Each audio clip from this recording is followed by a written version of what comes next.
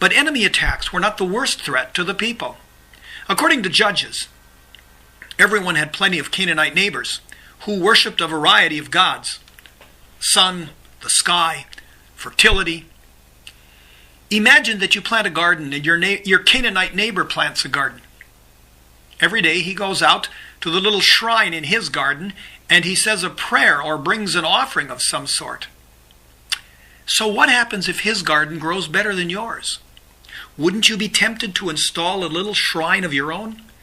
You could still keep Yahweh as the God of your people, the God of your fathers. But what could it hurt to also worship the God of the garden so that your family can eat a little better? The chosen people are so much like all the people of this world. We hedge our bets. We try to cover all the bases. We do whatever we can to create security on our own. Can you see how all of us are still living out that same basic sin of Adam and Eve? We all keep trying to decide for ourselves how life should be. The book of Judges has a repeating pattern. There are variations, but the pattern stays the same. Look at Judges 3:7 following, and other places in the Bible. In the Bible, the book of Judges, what happens is God's people do evil. Then God becomes angry. And then God punishes them, usually by allowing some enemies to come and take over. The people then, in their desperation, cry out for help. God sends a judge, a war leader, and this judge leads the people into battle and frees them. And then the land rests. And as we see in this section of Judges, verse 12 continues, the Israelites again did what was evil in the sight of the Lord. And here we go again. This is the sad cycle of the book of Judges.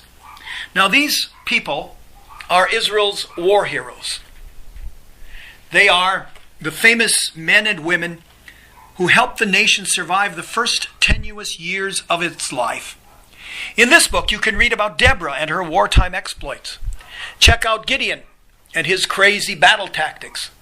And of course, there's the story of Samson, the superhero of the Bible, who claimed to have killed 1,000 soldiers with a donkey's jawbone. But as with all superheroes, Samson had one weakness. In his case, it was women in general and Delilah in particular. These stories all remind us that God does not give up on the effort to forge a holy people. If the people fall away from serving God, God will punish them.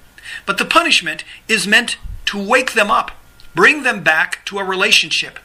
So, when the people in their desperation cry out to God for rescue, God raises up a leader. And as is so often the case in the Bible, this leader is usually flawed in some way or another. God uses broken people to accomplish God's purposes. People like us. The book of Judges also reminds us of how hard it is to live as a holy people in the world that is so full of so many competing voices. The last verse of Judges sums up the situation. In those days there was no king in Israel. All the people did what was right in their own eyes. Everybody was just doing their own thing. The books of 1st and 2nd Samuel continue the history of God's efforts to forge a holy people out of these 12 tribes of Israel. The time now is about 1050 AD, and the people of Israel continue to do their own thing. The religious leaders have become corrupt and self-centered. Even the sons of the chief priest, Eli, it says, were scoundrels, and they had no regard for the Lord. God has to intervene. And as God so often does in history, God acts through a very unlikely person. Hannah, an elderly barren woman. She prays desperately for a child, and God gives her a son whom she names Samuel. You might want to compare her song that she sings in 1 Samuel 2 with the song that Mary sang 1,000 years later as recorded in Luke 2. Well, this son of hers, this young man, serves as an aide to priest Eli. Some of us remember learning the story of little boy Samuel, who heard God speak to him in the night. And we learned that God could use even us little ones. Nobody ever told us that the message God gave to Samuel was a horrifying message. God was going to wipe out Eli and his sinful sons. Samuel serves as a transitional figure in Israel's history. He served as a priest and as a judge in our traditional sense, but he also served as a prophet. That is to say, as one who announces God's will to God's people. As if life were not complicated enough for this little union of Yahweh worshippers, a new enemy shows up. The Philistines, neighbors to the west of Israel, decide they are strong enough to defeat the Israelites.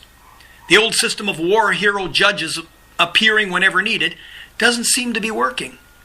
The whole country is threatened and the people are desperate. We can see just how desperate they are by the story of the ark in 1 Samuel 4. Now let's not get confused with that word ark. Noah's big boat was called an ark. We're talking about something else here. This is the Ark of the Covenant. And for those of you who are into movies, this is the ark that appeared in the Indiana Jones movie, Raiders of the Lost Ark. Way back in the book of Exodus, chapter 25, God commands Moses to make a portable wooden chest into which they were to put the tablets of stone containing the 10 Commandments. The 10 Commandments were the visible sign of the covenant God had made with them at Sinai. So Israel carried this Ark of the Covenant through the desert and into the Promised Land. The Ark was the most powerful sign that God was with them, was on their side. So when the mighty Philistines attacked them, the Israelite soldiers took the Ark with them into battle.